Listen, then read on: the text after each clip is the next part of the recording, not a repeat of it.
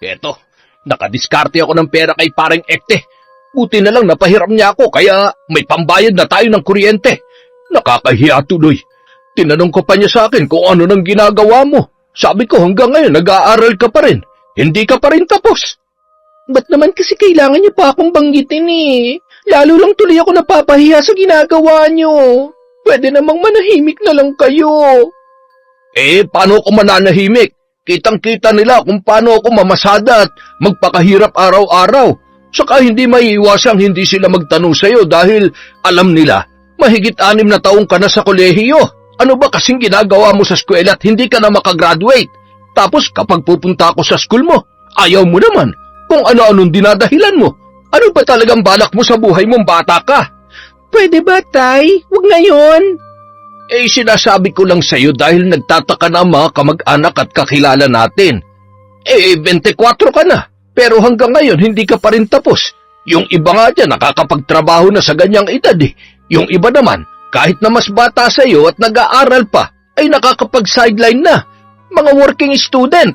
Ikaw, anong ginagawa mo? Pagdating dito sa bahay, hindi man kita nakikita nag-aaral o humahawak ng libro. Puro cellphone yung inaatupag mo. Siguro kaya hindi ka matapos-tapos dahil puro bagsak ka. Tay, pwede ba? Tulog na mga kapitbahay oh. Maaga pang papasok ang mga yan bukas. Minamadali niyo ba ako? Alam niyo na nga may pinagdadaanan ako sa eskwela ngayon at nahihirapan din ako eh. Tapos mamadaliin niyo ako magtrabaho? Baka naman pwede maghinay-hinay lang kayo. Aba, Grace, hindi kita minamadali. Sinasabihan lang kita para malaman mo ang buhay. 24 ka na pero yung asta mo parang teenager ka pa rin.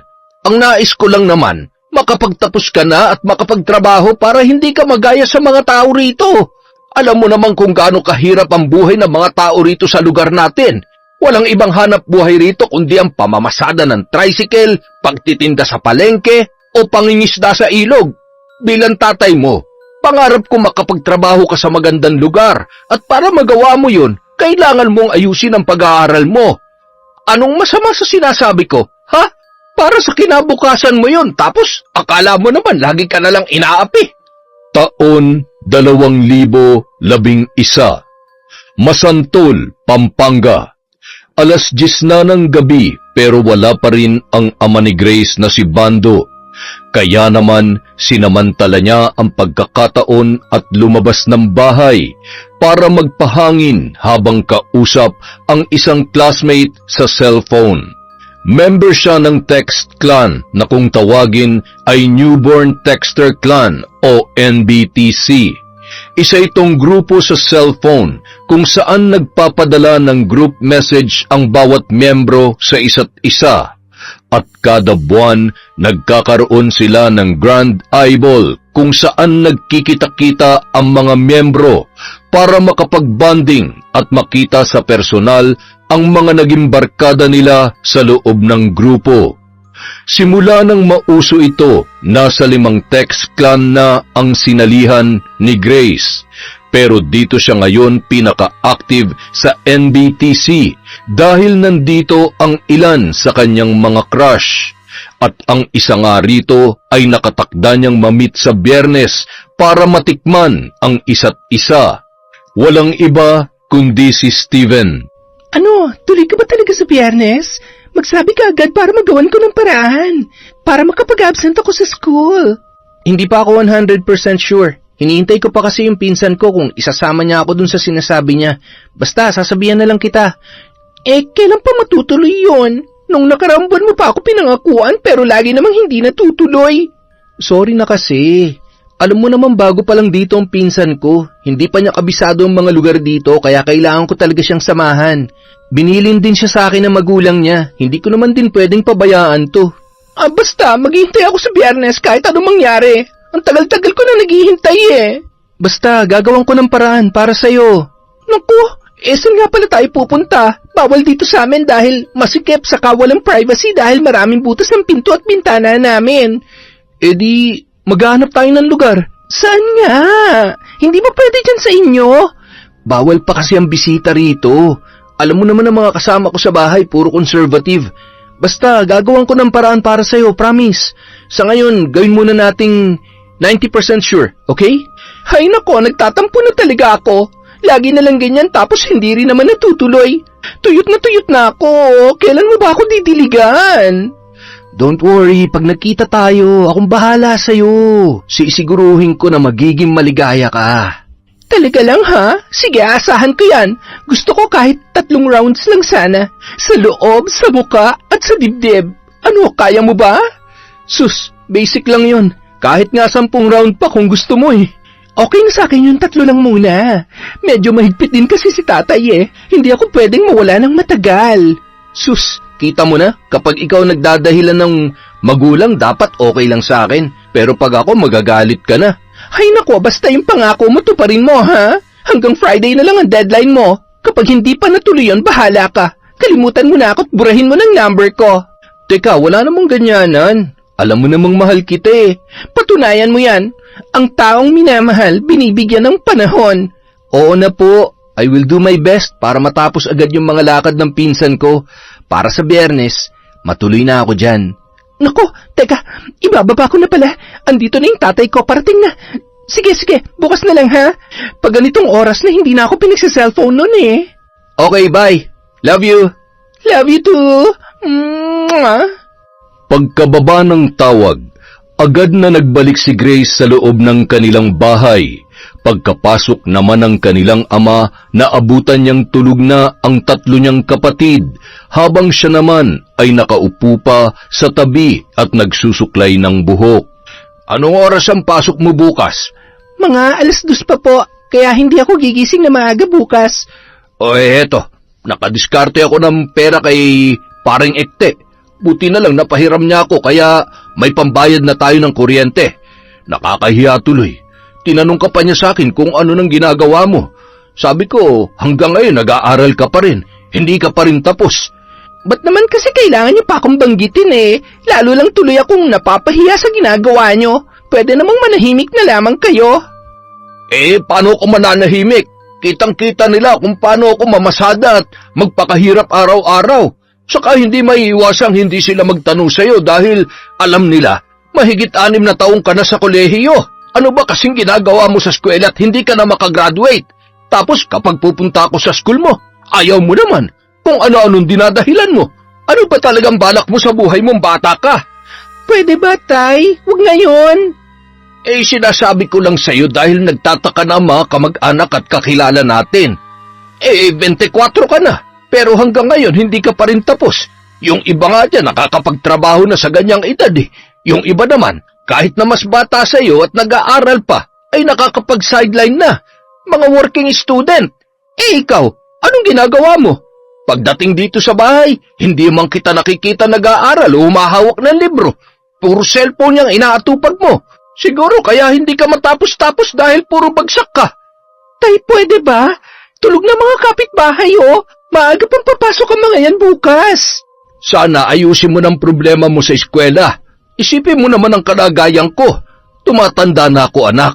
Hindi ko alam kung hanggang kailan ko pa kakayanin mamasada. Sana man lang, bago bumigay ang katawang ko ay makapagtapos ka na at makapagtrabaho para makatulong ka rin dito sa bahay. Alam mo namang tayo na lamang 2 na iwan eh. Itong mga kapatid mo, puro mga bata pa. Ang nanay mo naman wala na. Nasa kabilang buhay na. Kaya ikaw na lang talaga ang magiging kanang kamay ko sa paghahanap buhay. Kaya sana, ayusin mo ng sarili mo. Baon na tayo sa utang, oh.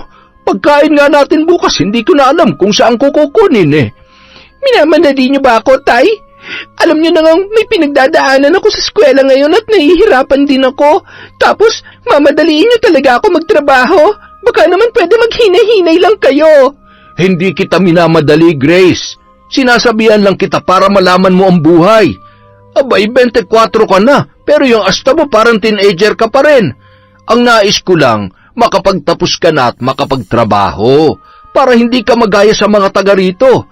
Alam mo naman kung gaano kahirap ang buhay ng mga tao rito sa lugar natin. Walang ibang hanap buhay rito kundi ang pamamasada ng tricycle, ang pagtitinda sa palengke o pangingisda sa ilog.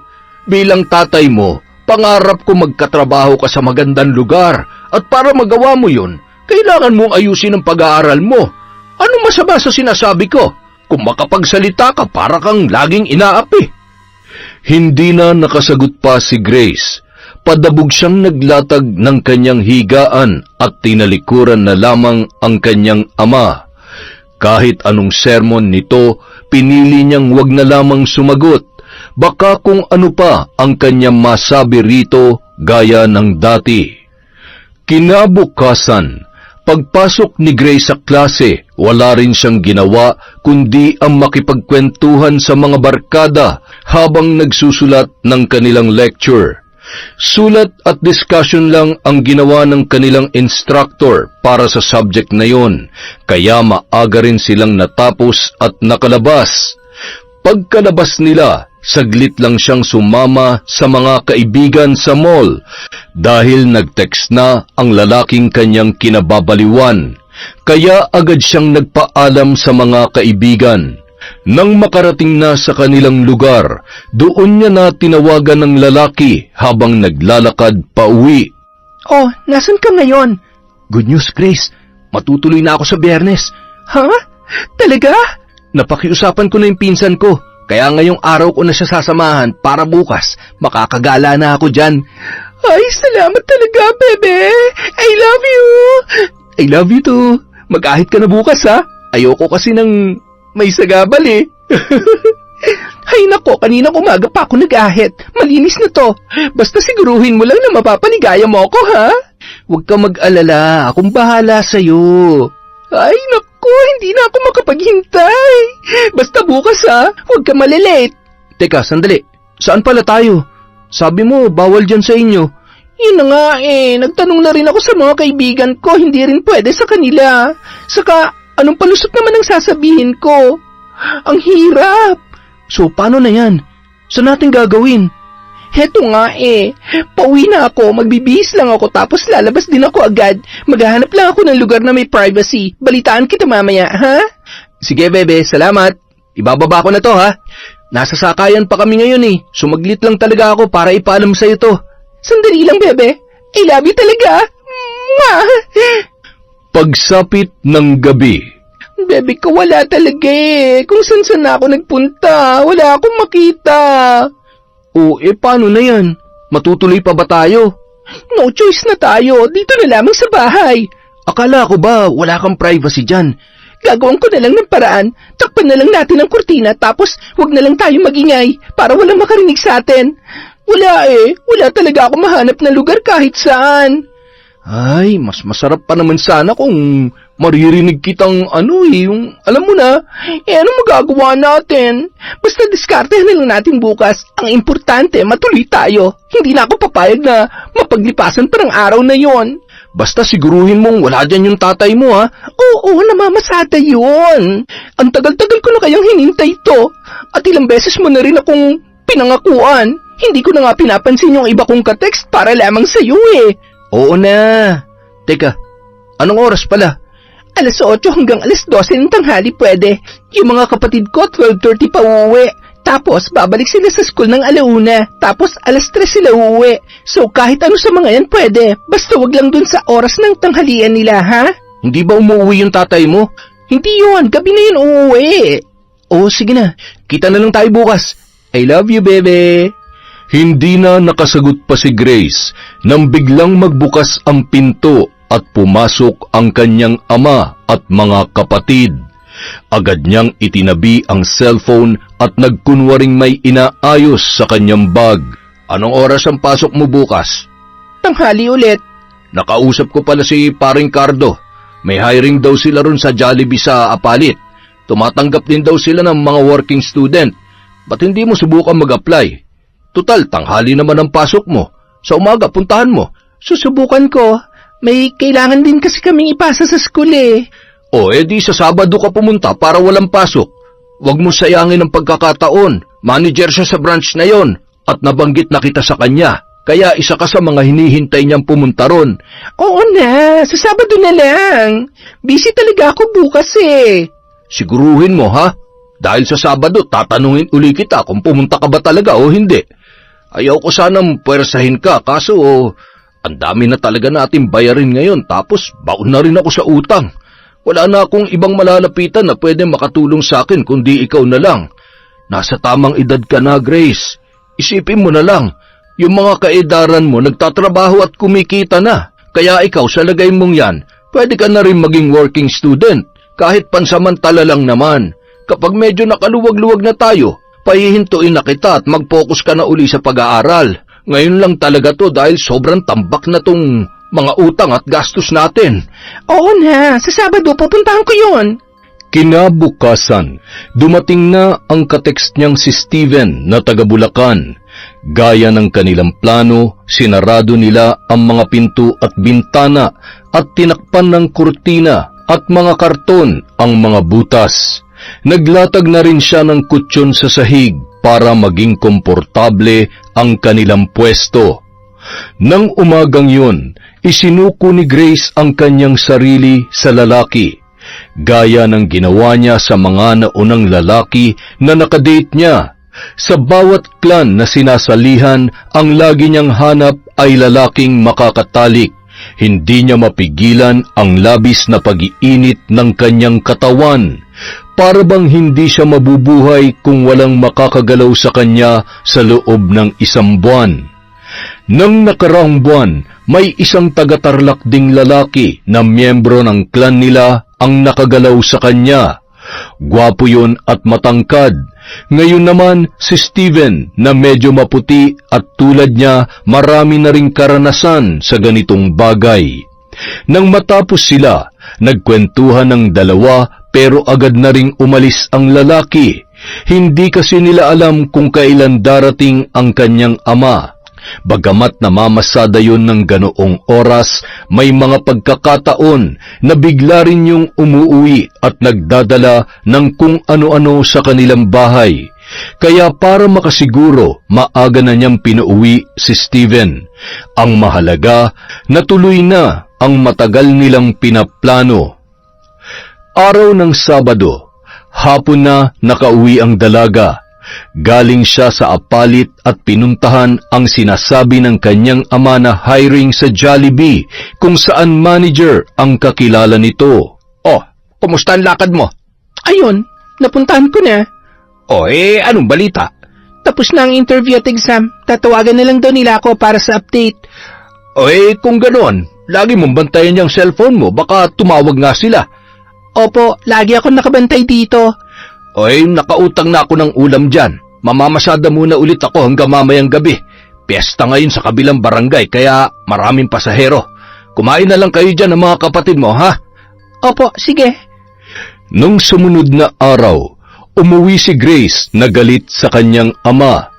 Pagod na nga siya sa biyahe mula sa eskwela, ang pagdadabog pa nito ang kanyang madadatnan sa bahay. Ano na naman ba kasing problema? Bakit nagwawala kayo dyan? Nakausap ko ulit yung kakilala ko. Ang sabi niya, bagsak ka raw sa interview mo. Ay naku, wala na. Hindi ka natanggap. Bakit kasi hindi mo inayos? Ano naman ang magagawa ko kung hindi akong kailangan nila? Hindi lang naman ako ang in-interview ron eh. Marami naging aplikante noon. Kahit na. Ano ba kasi ginawa mo at bakit mo magsak ka? Nag-aaral ka naman. Tapos interview lang, ibinagsak mo pa. Tay, ibang ganap sa eskwela at iba kapag trabaho na. Tsaka lahat ng tinanong nila sa akin, hindi naman namin pinag-aralan sa school. Kung bakit kasi sinabak-sabak nyo pa ako ron eh. Alam nyo namang wala pa akong experience dyan. Natural, hindi ko pa alam ang isasagot sa lahat ng mga tanong nila. Kahit na. Bakit yung iba naman dyan nag-aaral pero natatanggap naman sa trabaho? Hindi mo kasi inayos. Siguro pati pag-aaral mo hindi mo inaayos kaya wala nangyayari sa buhay mo eh. Para yun lang galit na kayo? Ano nga magagawa ko kung ibang hanap nila? Sa kamali ko ba sa kung anong ginagawa nila ron? Hindi naman ako madalas pumunta doon. Paano ko malalaman kung anong takbo ng trabaho ron? Ano may sasagot ko sa kanila? Wala ka na ba talagang ibang alam gawin kundi ang sumagot-sagot? Parang ipinagmamalaki mo pa talaga na bumagsak ka at wala kang alam. Sino ba nagkukulong sa akin dito mula ng bata pa ako? Di ba kayo lang naman ni nanay? Mula bata kapag gusto kong makipaglaro, binabawalan niyo ako. Kapag gusto kong lumabas, hinihigpitan niyo ako. Kapag gusto kong makisalamuha sa iba, lagi niyo sinusungitan ng mga kinakaibigan ko.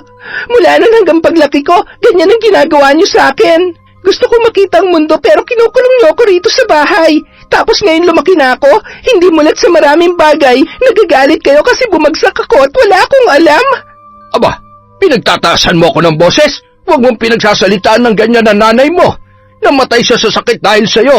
Sa huling sandali ng buhay niya, wala kang ibang binigay kundi sakit ng ulo kaya maaga siyang sumuko. Dahil sa mga paninigaw mo sa kanya, nawalan siya ng ganang lumaban sa buhay. Ikaw ang dahilan kaya siya namatay. Eh di ako na. Ako naman lagi eh. Wala na akong ginawang tama sa paningin nyo. Bakit numalit ako? May ginawa rin ba kayong tama sa akin bukod sa paghihigpit at pagsusungit nyo? Kung lumaki man akong walang alam ngayon dahil yun sa inyo. Yung ibang bata dyan, hinayaan sila mag-explore sa labas. Tapos kayo ano? Ginagawa niya akong prinsesa dito. Kung ano man ang meron ako ngayon, lahat yun epekto ng mga ginagawa niyo sa akin. Prinsesang nakakulong. Kaya huwag niyo ako sisihin kung bakit tayo naghihirap ng ganito. Ginagawa ko naman lahat para matutuwa. Kaya nga ako nag-aaral eh. Pero huwag kayong umasa na matututunan ko lahat dahil kahit 6 na taon na ako sa kolehiyo, mas mahaba pa ang panahon na kinulong at hinigpitan niyo ako rito sa bahay. Sa sobrang sama ng loob, napilitan ng lumabas si Grace para hindi na marinig ang nakakairitang boses ng ama. Naglibot-libot na lang siya sa labas at muling nag-group message sa kanilang clan. Sabay sabing bad trip siya nung araw na yon at kailangan niya ng makakausap. 4 na lalaki ang agad na nag-reply sa dalaga. Kabilang na ron si Steven. Pinagsabay-sabay niyang kausapin ang mga ito sa text kaya kahit papaano nabawasan ang bigat ng kanyang dibdib. Nang gabing yun, hindi pa rin umuwi si Grace. Nakatambay pa rin siya sa plaza at nagpapahangin. Hinihintay niya ang tawag ni Steven dahil nangako ito na tatawag sa kanya sa oras ng gabi.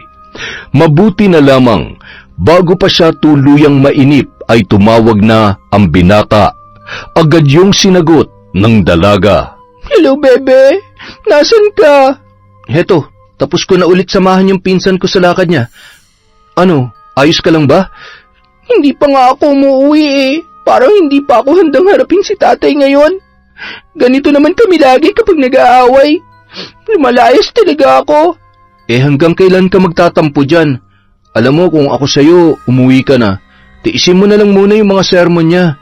Huwag ka na lang sumagot kahit nakakainis na. Kapag pinatagal mo pa yan, baka hanggang bukas, sermon pa rin ang almusal mo. Mas nakakainis yun, di ba? Kaya makinig ka. Umuwi ka na at hayaan mo na siya mag-sermon. Ganun lang talaga magulang kapag galit. Hindi sila matatahimik hanggat hindi nakakapaglabas ng sama ng loob.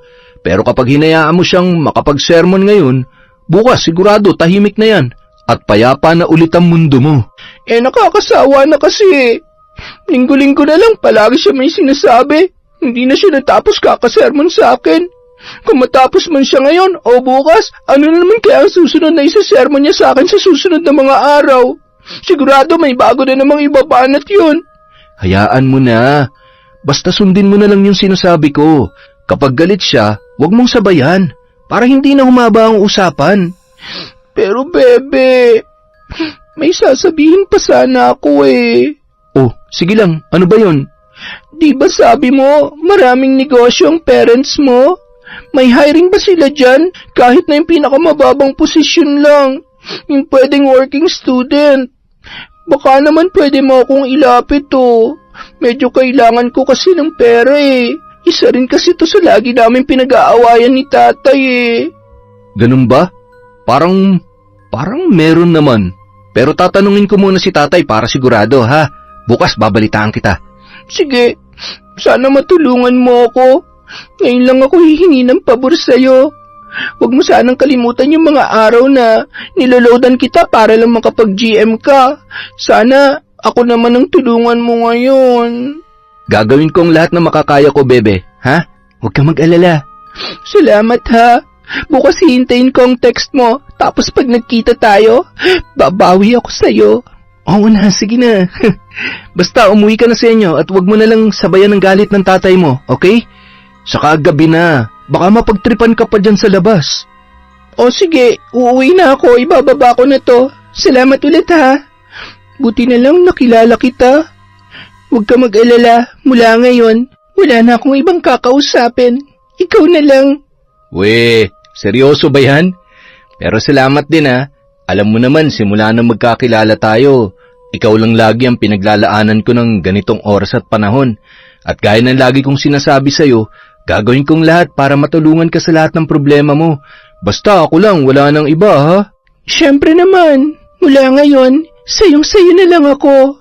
Pagkatapos ng kanilang pag-uusap, medyo nag-alinlangan ang dalaga.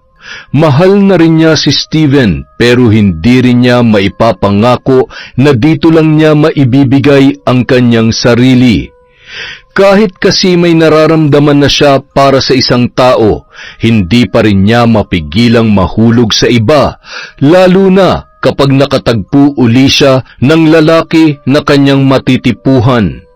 Kinabukasan, may subject na pang-umaga si Grace kaya maaga rin siyang gumising at nag-ayos. Naglalakad na siya patungo sa sakayan ng jeep nang mayroon siyang mapansin sa isang tabi. Umagaw sa kanyang pansin ang isang matandang babae na sumisigaw at nagmumura sa daan. Mga siraulo kayo! Mga walang kwenta! Ako ang puputol sa sungay niyo, mga demonyo! Akala niyo matatakot ako sa inyo? Kayo matakot sa akin, mga inutil! Mga hampas lupa! Mga hinayupak! Pinagtitinginan na yon ng mga tambay at iba pang naglalakad sa daan. Nang medyo kumalma na ang matanda at naupo sa isang tabi, isang dalaga ang nakita niyang nagmagandang loob dito at nagbigay ng isang piraso ng mais na nakabalot pa. Kinuha yun ng matanda pero hindi ito nagpasalamat sa dalaga, ni wala siyang sinabi sa babaeng yon. Parang nasa ibang dimensyon ang utak ng ale. Patuloy lang ito sa pagmumura habang nakaangat ang isang kamay at nakahawak sa mais na binigay sa kanya. Hindi nagtagal, pinabayaan na lamang siya ng mga tao. Si Grace naman ay sumakay na ng jeep para pumasok sa eskwelahan.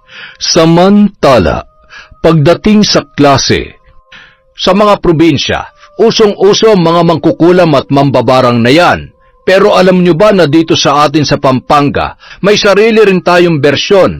Ang mga sinaunang Kapampangan ay malalim din ang kaalaman sa pangkukulam at pambabarang. Pero ang pambabarang nila ay hindi lang nakakulong sa pagbibigay ng sakit o sumpa sa kanilang mga binibiktima. Noong unang panahon, ang ilang mga mambabarang na nabuhay rito sa atin, may kakayahan din magpagalaw ng mga bagay gaya ng rebulto o manika. May kakayahan din silang lumikha ng espiritu para gawing haunted ang isang lugar. May kapangyarihan din sila para bumuhay ng bangkay at utusan ito ng mga karumal-dumal na gawain. Sa kauna-unahang pagkakataon, doon lang nakuha ng instructor ang atensyon ng lahat, kabilang na si Grace. Kadalasan kasi kapag history subjects gaya nito ay lagi siyang inaantok at tinatamad. Pero ngayon, sa hindi malamang dahilan, bigla siyang nagka-interes sa mga sinabi ng kanilang guro. Lalo't bago sa kanyang pandinig ang mga ganoong bagay. Pamilyar siya sa kulam o barang pero hindi niya alam na may sarili rin palang bersyon ang kanilang probinsya tungkol dito. Bukod sa mga yan, marami pang mga nilalang na nabuhay rito na may kanya-kanya ring abilidad. Hindi lang sila puro mangkukulam o mambabarang. May tinatawag din tayong mangkukusim. Sila ang may kakayahan para palabasin ang sariling kaluluwa at mangulam sa malalayong lugar. Mayroon ding mangguguna.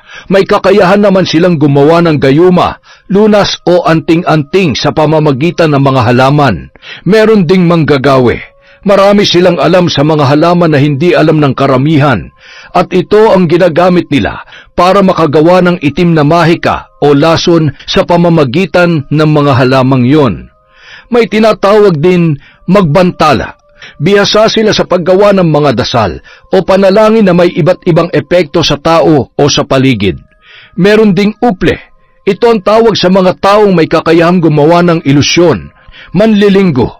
Sila naman ang mga taong may kakayahang kumilos ng mabilis, magtago, gumamit ng sandata, mag-espiya at bumuo ng mga delikadong patibong. Manula, sila ang nakakakita sa hinaharap. Siyak, mas malakas ang pangitain nila sa hinaharap at sila lang din ang may kakayahang maglakbay sa nakaraan o sa kasalukuyan. Mamaluwe, sila ang mga taong napapabagal ang kanilang pagtanda. Lagayan, mamalian at katulunan. Sila ang may kakayahang makipag-usap sa mga kaluluwa at espiritu ng kalikasan. At kapag nakabisa mo ang lahat ng mga ito, ang itatawag sa iyo ay ukluban.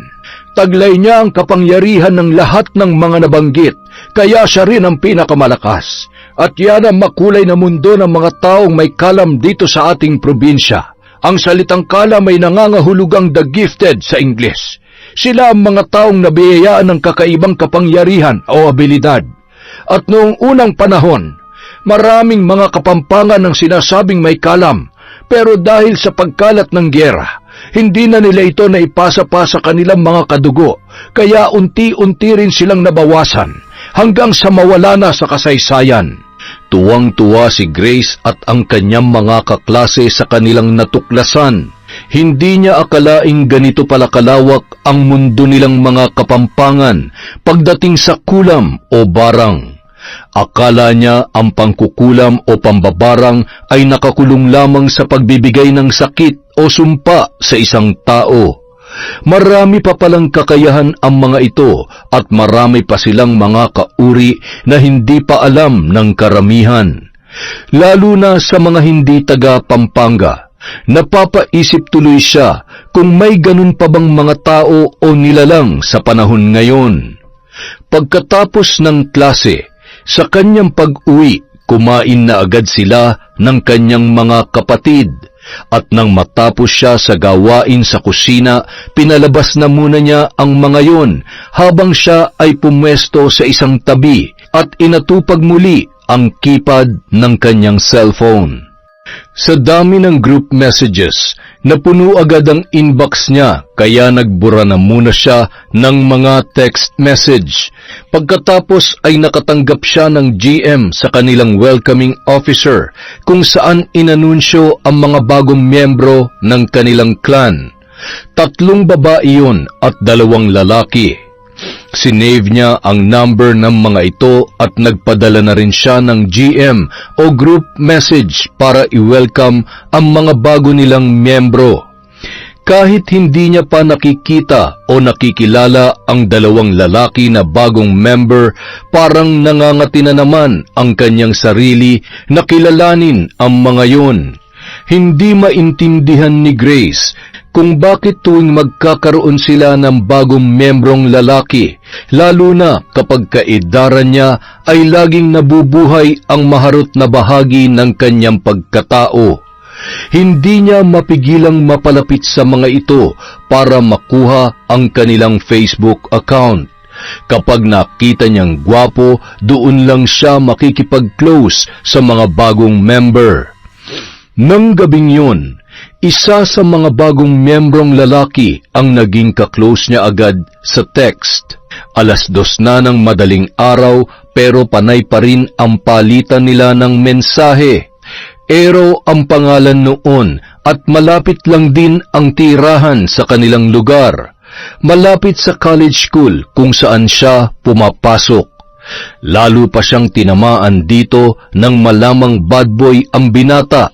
Mahilig sa suntukan pero malambing. Yun pa naman ang isa sa mga gusto niya sa lalaki. Bukod sa maginoo at medyo bastos, type rin niya ang mahilig sa suntukan at makipagbasagan ng muka. Para kung sakaling malagay siya sa peligro ay merong magtatanggol sa kanya at kaya siyang ipaglaban sa kahit na anong panganib. Kinabukasan, nang makalabas na lahat ng mga kasama niya sa bahay, doon lang niya pinatawag ang lalaki sa kanya para magkarinigan na sila ng kanilang mga boses. Wow! Ang gwapo rin palang pakinggan ng boses mo. Thank you Ako rin Gustong-gusto ko rin naririnig yung boses mo ngayon. Aba, marunong sumagot Kailan ka pa na pwede? Bukas, libre ako. Bakit? Pupunta ka ba? Oo, may pasok ako bukas Gusto mo sundin mo ako sa school pagkatapos ng klase namin? Oo ba? Saan ka nga ba nag-aaral? Doon lang sa ACLC. Sige. Pupunta ako bukas. Saan mo ba gustong kumain? Sa Jollibee. Pwede? Sige, bukas kain tayo ron. Sagot ko na. Naku, gusto ko yan. Salamat ha. Ikaw, kailan ka ba pwedeng... Alam mo na. Pwede bang ayusin natin ang schedule para dyan? Medyo magulo rin dito sa bahay tsaka masikip. Diyan ba sa inyo? Pwede ba tayo dyan? Oo naman, pwede rito. Maluwag naman dito, tsaka 2 kwarto namin. Ay, wow! Ayos Pero, sino naman ang kasama mo dyan? Yung pinsan ko lang, tsaka tropa niya. Pero tuwing umaga, wala sila rito dahil nagtatrabaho sila. Sa gabi na lang kami nagkakasama rito. Ganon? So, pwede pala tayo sa umaga? O sige, game ako. Pero, wag muna bukas Sa ibang araw na lang kasi kailangan ko muna mag-review ngayon dahil meron kaming exam. Walang problema sa akin yon. Siya nga pala. Anong pwede nating tawagan? Siguro sweetie na lang, para matamis. Okay, sweetie. See you when I see you. Tuwang-tuwa ang dalaga pagkatapos nilang mag-usap. Naka-jackpot na naman siya ng gwapo at matipunong lalaki. Tiningnan niya na ang Facebook account noon. Gwapo, crop top ang buhok at malaki ang katawan. Bad boy na bad boy ang dating. May hiwa pa sa kabilang kilay. Ngayon lang siya makakatikim ng bad boy kaya hindi na niya ito palalampasin. Iniisip niya na hindi naman yon malalaman ni Steven. Pakikiusapan na lang niya bukas ang bagong kakilala na huwag ipagsabi ang nakatakdang mangyayari sa kanila. Kinabukasan, habang papasok siya ay nakita na naman niya ang matandang babae na nagmumura. Gaya ng inaasahan, pinagtitinginan na naman yun ng mga tao at pinagtitripan pa ng mga batang naglalaro. Mga walang hiya kayo! Mga wala kayong kwentang lahat! Akala nyo natatakot ako sa inyo? Hindi! Ang tagal ko nang nabubuhay sa mundong ito! Wala nang sino man na magbibigay ng takot sa akin. Kaya wag niyo akong tinatakot ng ganyan kung ayaw niyong kayong matakot sa gagawin ko. Mga hilayupak! Mga hampas lupa! Nais niyang maawa sa kalagayan ng matanda pero hinayaan na lang muna niya yon dahil meron pa siyang pasok. Base sa mga murang lumalabas sa bibig nito, parang may matindi yung hinanakit na naging dahilan ng pagkasira ng bait at katinuan. Habang naghihintay sa pagdating ng kanilang instructor, saglit na umupo sa isang tabi si Grace para magsagawa ng group message sa kanyang mga kaklan. Ang mga barkada naman niya ay nasa likod lamang at abala sa kani-kanilang mga ginagawa. Hanggang sa biglang tumawag si Steven. Dali-dali niya yung sinagot. Hello, bebe? Oh, bebe, nasa school ka ba ngayon? Oo bakit? Nakausap ko ng tatay ko. May isang bakanteng posisyon dun sa warehouse. Naghahanap sila ng female office staff. Okay lang daw kahit college level pa lang.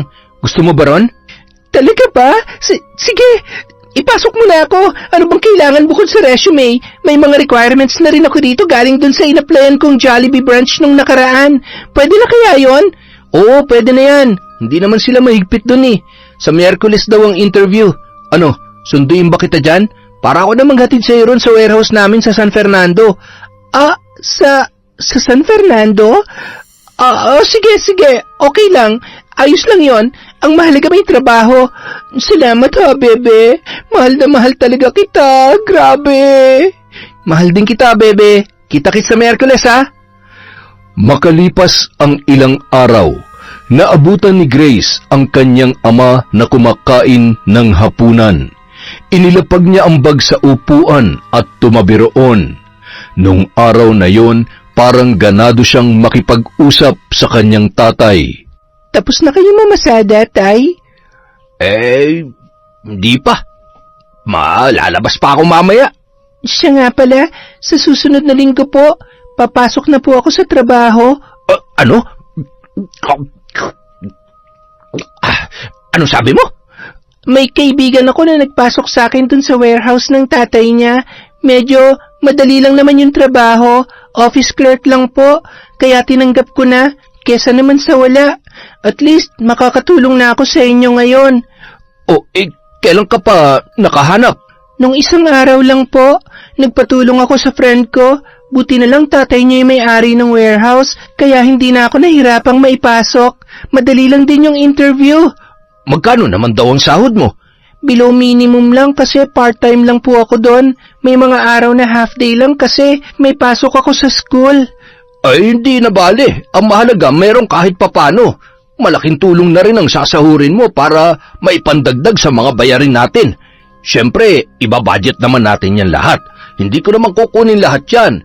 Magtitira pa rin tayo para sa sarili mo, para may baon ka sa eskwela. Okay po, Tay.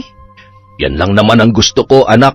Yung maranasan mo yung ganitong buhay, kahit papano, para habang bata ka pa, matuto ka nang tumayo sa sarili mong mga paa. Para pagdating ng araw, mas alam mo nang gagawin mo.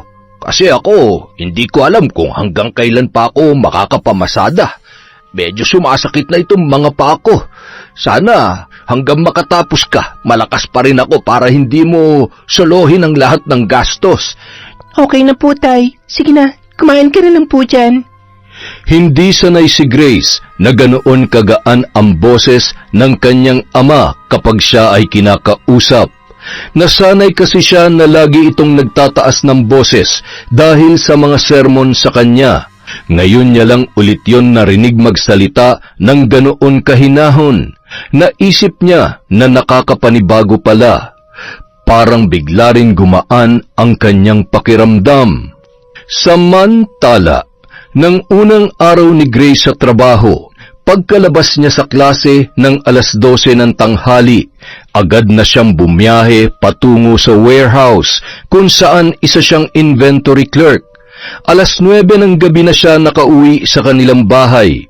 Naabutan niya na tulog na ang kanyang mga kapatid, habang ang kanyang ama naman ay tila naghihintay sa kanyang pagdating. Kumusta ang trabaho mo? Ayos naman po. Hindi ka ba masyadong nahirapan? Hindi naman. Tinuturuan naman ako doon. Bukas aalis ako. Nagpapasama sa akin yung kaibigan ko sa San Simon. Baka madaling araw na ako makauwi. Iiwan na lang kita ng pera dito bukas, ha? Bilhan mo ng ulam ang mga kapatid mo bago ka pumasok. Sige po, magpapahinga na po ako.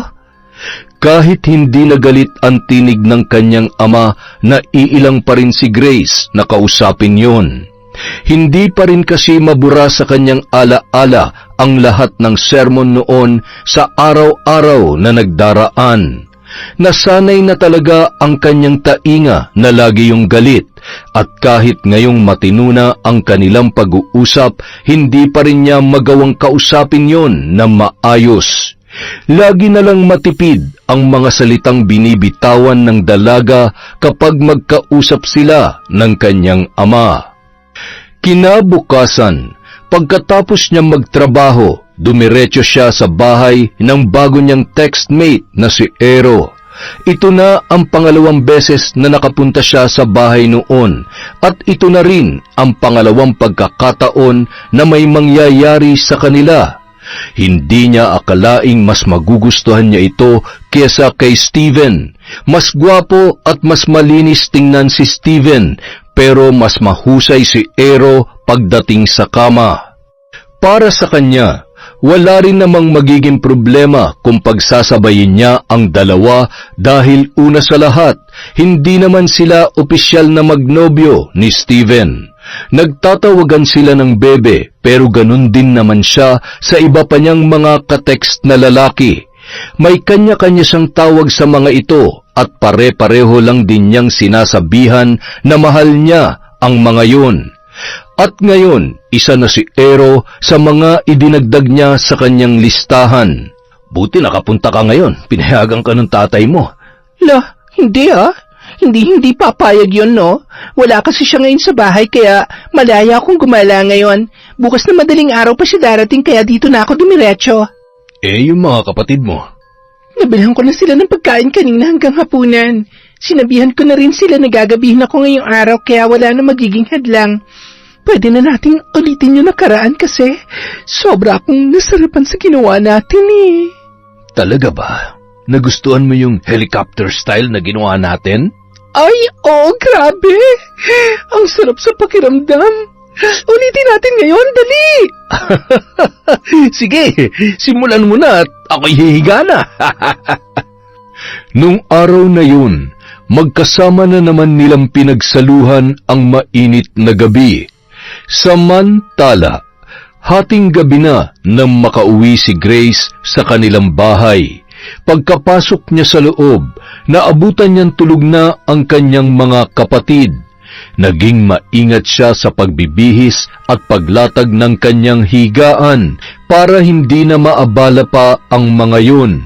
Nang mga sandaling yun, maganda ang mood ni Grace dahil nasiyahan siya sa ginawa nila ng lalaki.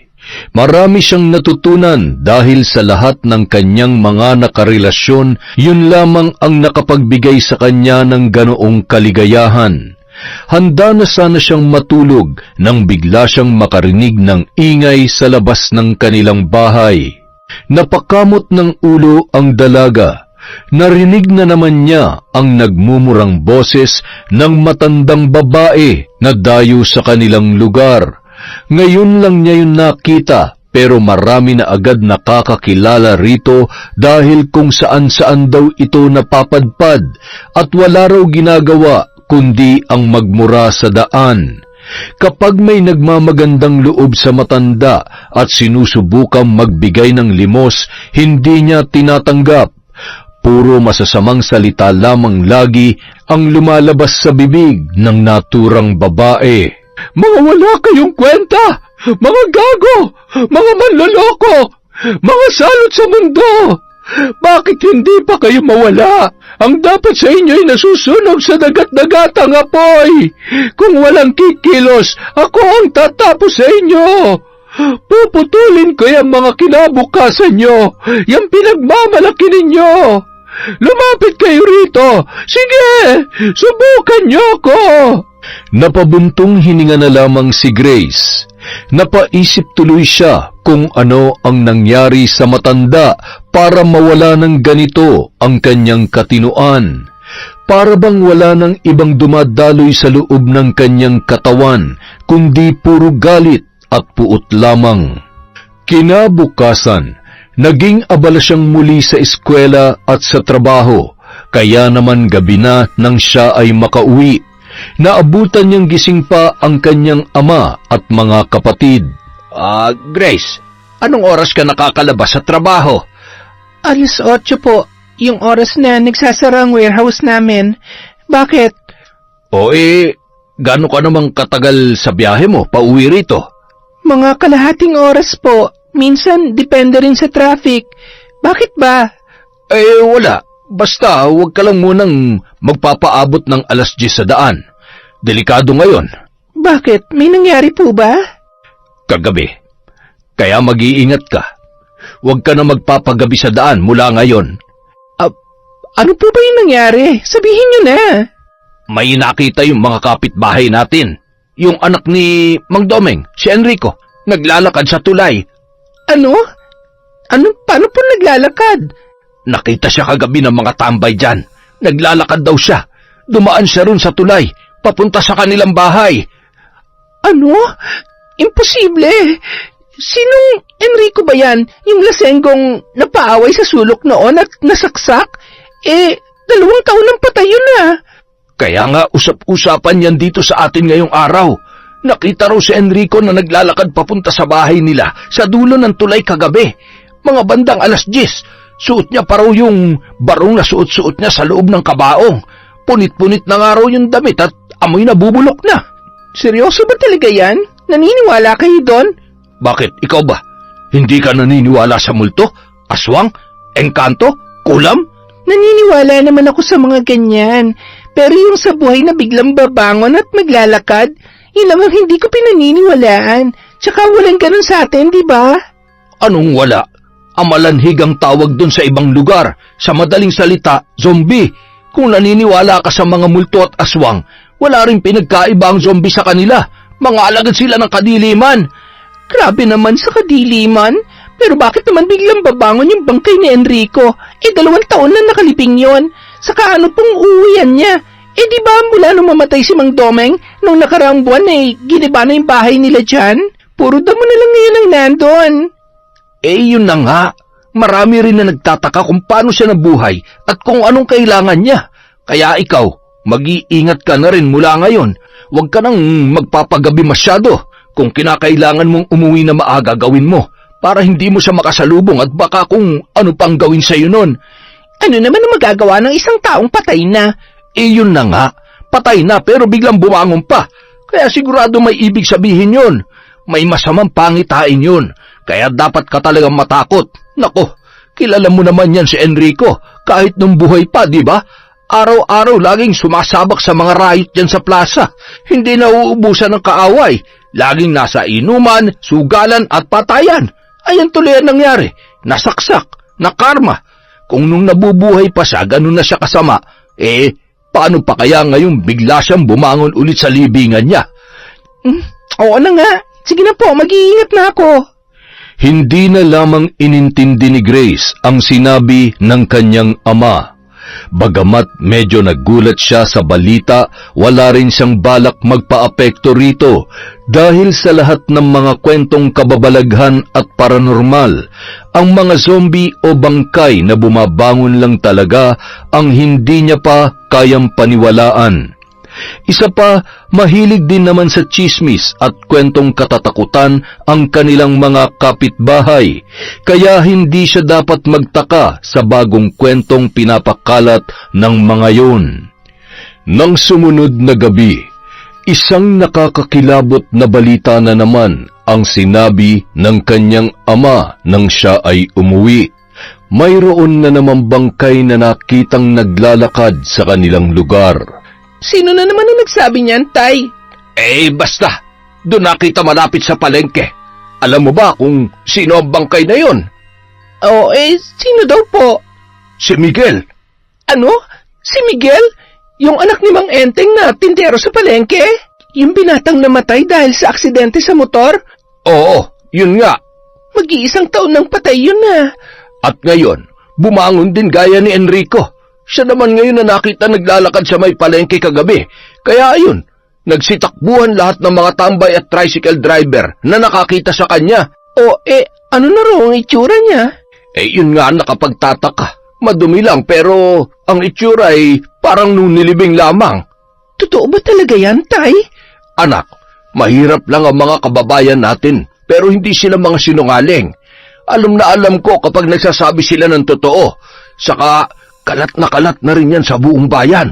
Ang dami rin kayang nakakakilala sa Miguel na yun nung nabubuhay pa.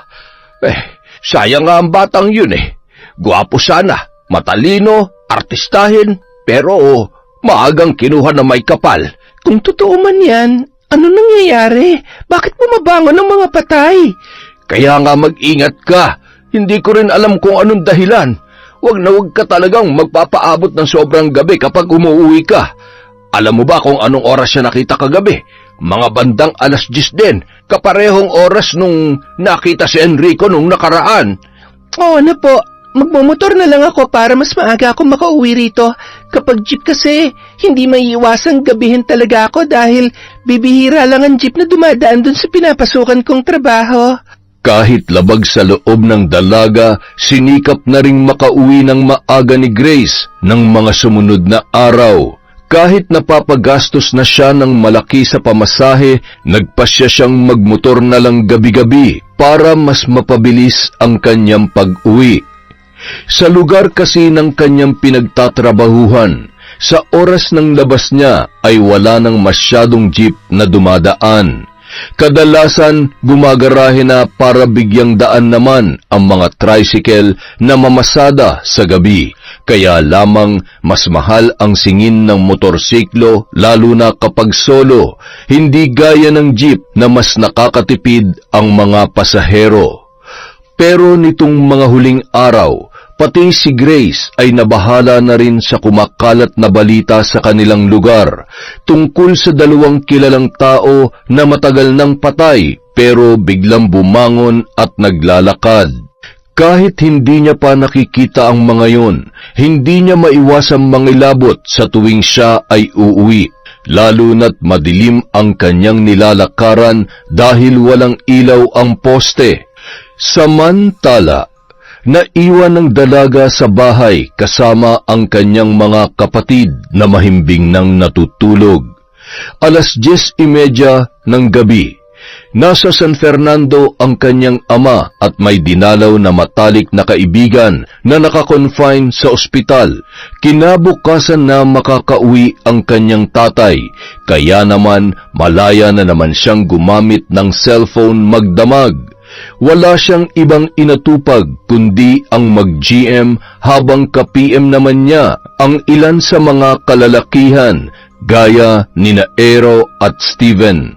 Pero ang bida sa kanyang cellphone ng gabing yon ay si Brian. Matagal na rin itong member ng kanilang clan pero ngayon lang sila nagkaroon ng mahaba-habang usapan. Umabot sa punto na nagkayayaan na sila na mag-one night stand nung gabing yon. Ilang oras din yung pinag-isipan ng dalaga pero sa huli ay pumayag na rin siya. Tutal, wala naman ang kanyang ama at makakabalik din naman siya ng madaling araw bago magising ang kanyang mga kapatid. Excited na tinawagan ni Grace ang number ni Brian. Uy, ano? Sure ka ba? Ngayong gabi na? Kundi ka busy. Samantalin na natin habang wala pa akong kasama rito sa bahay. Umalis ang magulang ko eh. Halika na, nanggigigil na ako sa iyo eh. Sige, hintayin mo ako. Tatakas lang ako. Tulog na rin naman ang mga kapatid ko pero wala namang pakialam ang mga to kahit saan ako pumunta. Buti na lang talaga wala rin si tatay. Kaya magkikita na tayo. Sige, bilisan mo. Habang maliwanag pa sa daan. Buti pa dyan. Dito sa amin, ang mga poste walang ilaw. Nakakatakot tuloy dumaan. Baka mamaya makasalubong ko pa yung nababalitang bangkay na naglalakad. Hindi yan. Huwag ka maniwala ron. Basta mag-ingat ka na lang. Bilisan mo na. Oo nga, eto na. Sandali lang. Relax ka lang dyan. Napilitan ng bumangon ang dalaga. Ni hindi na siya nagsuklay at nagpalit ng damit na pantulog. Nasa kabilang barangay lang kasi ang bahay ni na Brian. Maingat niyang binuksan ang pinto at nagmamadaling umalis. Ang ilaw na lang ng kanyang cellphone ang ginawa niyang flashlight sa napakadilim na daan. Para maibsan ng takot, nagpatugtog siya ng masayang kanta sa music player ng kanyang cellphone. Pinatugtog niya ang bagong release na kantang Superbass ni Nicki Minaj. Ngunit bago pa siya makalagpas sa plaza, isang eksena ang pumukaw ng kanyang pansin. Napaatras siya nang makita ang isang lalaki na gumagapang mula sa maliit na eskinita. Nang makalabas ito, unti-unti yung tumayo at humarap sa kanya. Kahit nanginginig, buong tapang niyang itinapat dito ang liwanag ng kanyang cellphone. Laking gulat niya nang maaninag kung sino yon. Mabilis na binalot ng kilabot ang kanyang katawan. Kung hindi siya nagkakamali, ang lalaking yon ay si Samuel, isa sa mga miyembro ng gang sa kanilang lugar na namatay 7 buwan na ang nakakalipas dahil sa sakit sa atay at gawarin ng kalabisan sa alak. Mabilis na nangatog ang kanyang mga tuhod. Bago pa siya tuluyang manghina sa takot, kumaripas na siya ng takbo pabalik sa kanilang bahay. Saka siya nagsara ng pinto at bintana. Tinakpan din niya ng karton at mga kurtina ang mga yon. Dali-dali siyang nagtalukbong ng kumot at sumiksik sa kanyang mga kapatid. Buong gabing nanginginig at nakikiramdam si Gracia. Kinabukasan, araw ng Sabado, walang pasok sa eskwelahan ang dalaga.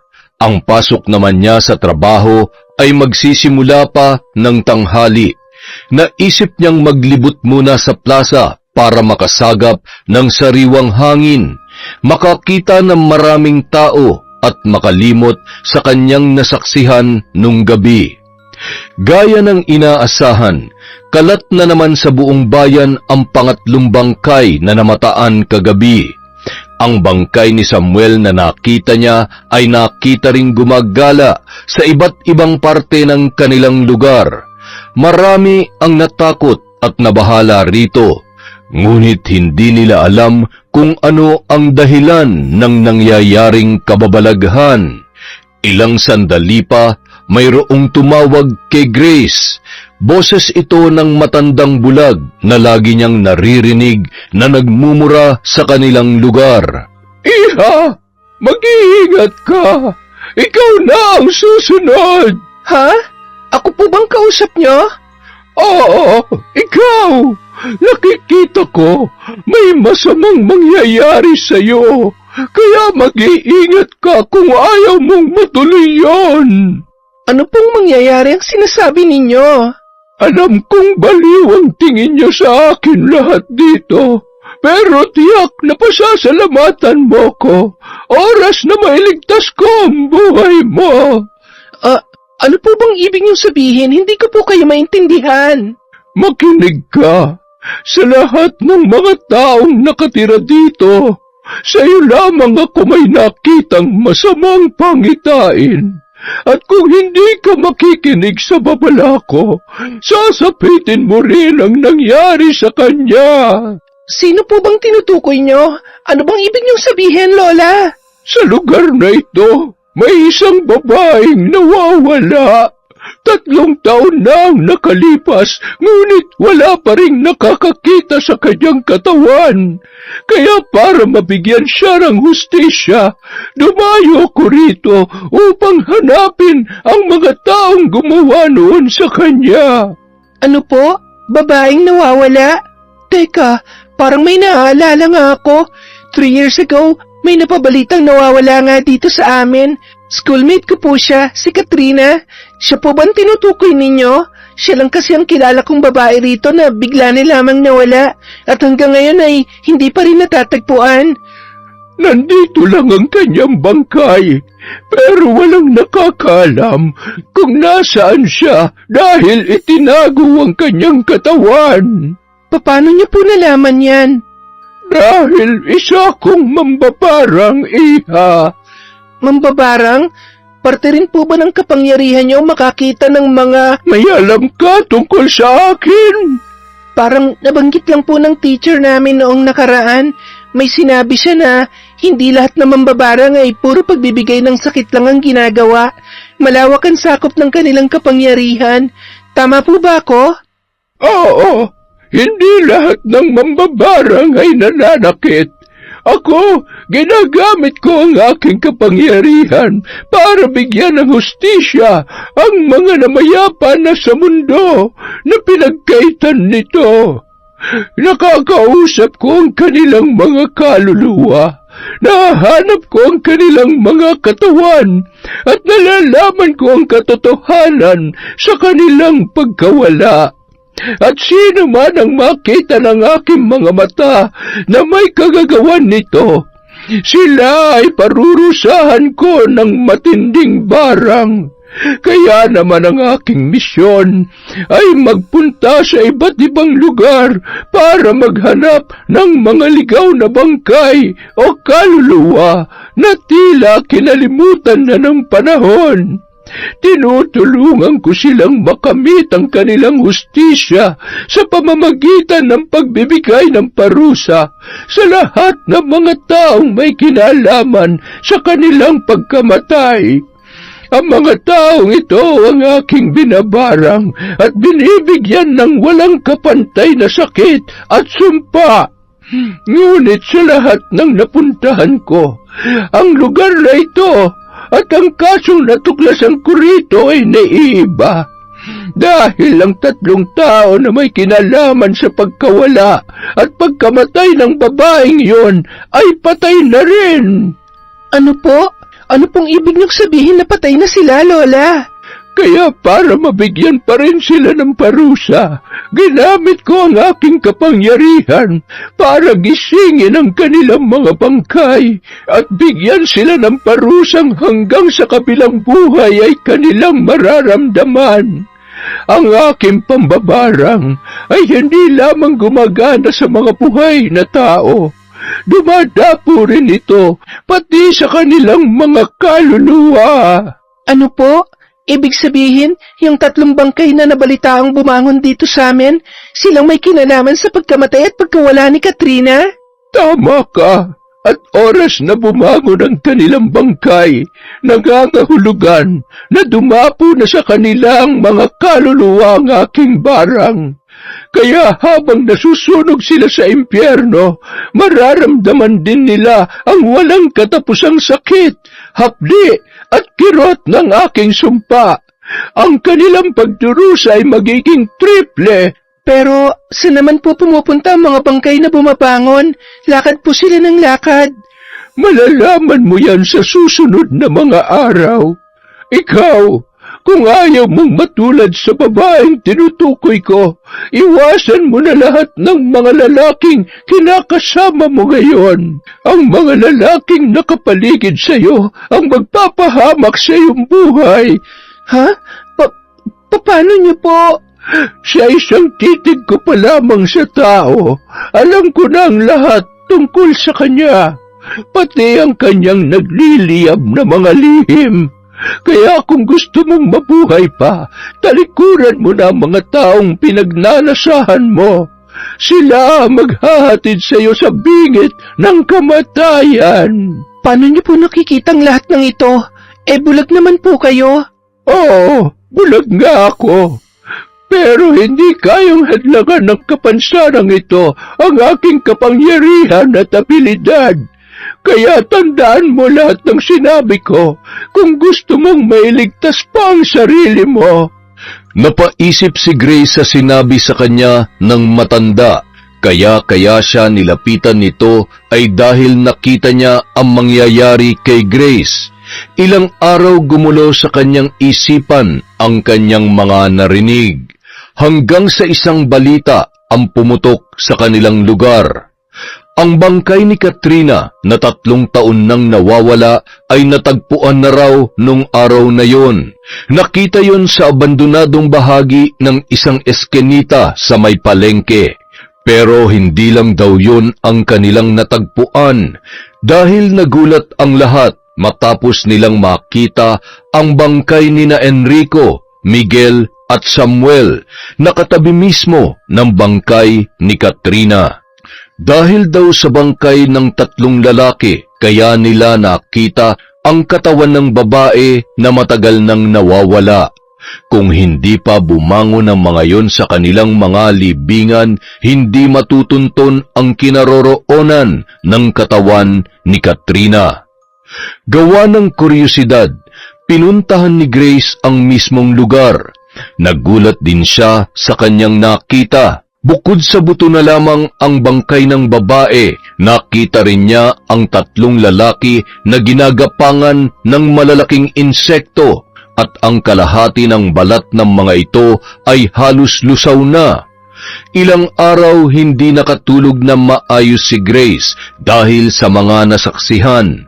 Dito niya napatunayan na may katotohanan nga ang lahat ng mga sinabi noon ng kanilang instructor tungkol sa makulay na mundo ng mga mangkukulam at mambabarang sa Pampanga. Pati na rin ang malawak na sakop ng kanilang kapangyarihan na hindi lang nakatuon sa pagbibigay ng sumpa at sakit. Samantala, makalipas ang ilang linggo, nakalimutan din agad yon ng dalaga. Pagkatapos humupa ng malagim na pangyayari, tila nakalimutan na niya ang babala ng matandang babae. Patuloy pa rin siyang nakipag-text at nakipagkita sa mga lalaking member ng kanilang clan, kabilang na sina Steven at Airo. Hanggang sa sumapit na ang kanilang Grand Eyeball. Pagkatapos ng munti nilang kasiyahan, inanyayahan siya ng dalawa na magpunta sa bahay ni Aero para doon ipagpatuloy ang kanilang selebrasyon, na silang tatlo lamang. Doon din niya nalaman na magkakilala pala sina Steven at Aero. Magkababata ang mga yon. Handa ka na ba, Grace? Lagi naman akong handa eh. Ang totoo niyan, ikaw talaga napili namin. Ha? Napili saan? I'm sorry, Grace. Malaki ang pasasalamat namin sa'yo dahil pinaligaya mo kami. Isa ka sa pinakamagagaling na babae. Kaya ikaw ang napili namin. Napili nga saan? Ilang sandali pa, isang grupo ng mga kalalakihan ang biglang pumasok sa loob. Nasa 10 ang bilang ng mga yon. Lumapit sila kay Grace at sapilitan siyang kinuha. Binalak siyang ipasok sa isang sasakyan at doon na nagsimulang sumigaw at pumalag ang dalaga. Doon din ibinunyag sa kanya ni na Steven at Aero ang malagim nilang mga lihim. Ang NBTC clan na kanyang kinabibilangan ay front lamang ng isang sindikatong kumukuha ng mga babae. Mas lalo siyang nasindak nang ibulgar ng mga ito na sina Miguel, Samuel at Enrico ay dati rin palang miyembro ng clan na yon noong hindi pa siya kasali. Itinago lamang ito ng kanilang founder at pilit na pinagtakpan ang lahat para wag malaman ng mga magiging bago nilang miyembro sa hinaharap. Ang misyon ng clan ay maparami ang mga tao, lalo na ang mga babae, para ibenta sa mga sindikato. At karamihan naman ng mga lalaking miyembro ay may koneksyon din sa naturang grupo. Sila ang recruiter o tagadala ng mga babae sa bawat araw na mapag-uusapan. Sa katunayan, hindi lang si Grace ang nakuha. 5 pa sa kanilang miyembro ang kanina pa nadala. Siya lang ang nahuli dahil sa dami ng ginawa nila sa Grand Eye Ball. Huli na bago nalaman ni Grace ang lahat. Ngayon, hindi niya na alam kung paano pa ililigtas ang kanyang sarili. Hanggang sa bigla na lamang silang natigilang lahat. Napaatras ang grupo nang biglang sugurin ang mga ito ng mga lumilipad na insekto. Nabitawan siya ng mga kalalakihan dahilan para makalayo si Grace sa kanila. Kitang-kita niya mula roon kung paano sugurin at pasukin ng mga lumilipad na insekto ang bibig, ilong at tainga ng grupo. Kabilang na sina Steven at Aero na parehong nanloko sa kanya. Ilang sandali pa, bigla na lamang siyang nakarinig ng pamilyar na tinig. Hindi ka talaga marunong makinig, babae. Lola? Kayo po ba yan? Kayo po ba may gawa nito? Dahil nalaman kong hindi mo sinunod ang aking babala. Napilitan akong manatili rito ng ilan pang mga linggo para bantayan at iligtas ka. Ayokong maulit pang muli ang masaklap na nangyari dito dahil lang sa ginagawa mo. Hindi ka marunong mag-ingat, hindi ka marunong makinig. Masyado kang uhaw sa laman. Kung hindi pa ako dumating, malamang kabilang ka na rin sa mga mapapahamak ngayong gabi. Maraming salamat po, Lola. Maraming salamat po sa pagligtas niyo sa akin. Utang na loob ko po sa inyo ang aking buhay. Pasensya na po kung hindi ako nakinig sa inyo. Pasensya na kung naging pasaway at matigas ang ulo ko, pero simula po ngayon, magbabago na ako. Kaya maraming salamat po ulit sa pagliligtas niyo sa akin. Lumayo na tayo rito bago pa dumating ang iba nilang mga kasamahan. Sa kalagitnaan ng kanilang paglalakad, Ano na po palang binabalak niyo ngayon, Lola? Ngayong tapos na ang misyon ko rito, balak kong lumipat muli sa ibang lugar. Marami pang mga bangkay at kaluluwa rito sa mundo ang hindi pa rin nabibigyan ng hustisya. Hanggang ngayon, dahil pilit na pinagtatakpan ng mga makapangyarihan at maimpluwensyang tao ang katotohanan. Kaya naman, ang kapangyarihan kong makakita ng mga kapalaran, pangitain, makipag-usap sa kaluluwa, at pangbabarang ay nais kong gamitin para bigyan ng hustisya ang mga nasawi na hindi matahimik. Yun na lamang ang magagawa ko sa kanila ngayong wala na sila sa mundong ito. Napakadakila po ng inyong hangarin, Lola. Salamat po dahil naisip niyong gamitin sa mabuti ang pagiging mambabarang niyo. Pero may isa lamang po akong katanungan. Ano yon, Iha? Ang pagiging mambabarang po ba? Naipapasa lang po ba ito sa inyong angkan o maaari din itong matutunan ng pangkaraniwang tao? Bakit mo na itanong yan? Wala lang po. Parang gusto ko rin sana kayong gayahin balang araw. Parang gusto ko rin magkaroon ng kapangyarihan para ipagtanggol naman ang mga naaapi at mapapahamak pa lang. Kung mabibigyan man ako ng kapangyarihan gaya ng sa inyo, ang gusto ko namang iligtas ay yung mga nalalapit pa lamang sa kapahamakan para mapigilan ang mangyayari sa kanila. Kung gusto mo itong matutunan, mahaba-habang pag-aaral ang kakailanganin mo. Ibibigay ko sa iyo ang impormasyon kung saan ako matatagpuan. Pero makakaya mo ba itong paglaanan ng mahabang panahon? Sa ngayon, hindi pa po ako sigurado, Lola. Dahil working student po ako, nag-aaral ako sa umaga at nagtatrabaho naman sa gabi, pero oras na makagraduate ako at kapag medyo nakaluwag na kami sa mga gastos, doon na po ako magsisimula mag-aral. Sana sa mga panahong yon, makita ko pa po kayo. Gustong-gusto ko po talagang matuto. Walang problema, Iha. Ito na rin siguro at tamang panahon para ipasa sa kabataan ang aming kakayahan. Dahil kung kaming matatanda lang ang hahawak nito, sino pa ang magbibigay ng hustisya sa hinaharap kapag kami wala na? Ipangako mo lamang sa akin na oras na matutunan mo ito, gagamitin mo ito sa kabutihan. Ipinapangako ko po, Lola. Handa ka na bang pasukin ang mundo ng kalam? Kalam? Nabanggit din po yun ng teacher ko. Ang ibig sabihin daw po nun ay mga taong nabibiyayaan ng kapangyarihan. Tama po ba ako, Lola? Tama ka.